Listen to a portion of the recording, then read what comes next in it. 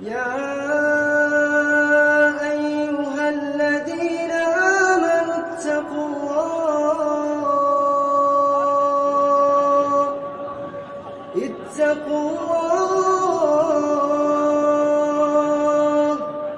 اتقوا الله ولتنظر نفس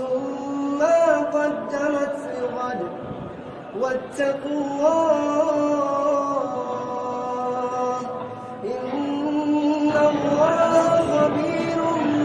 بما تعملون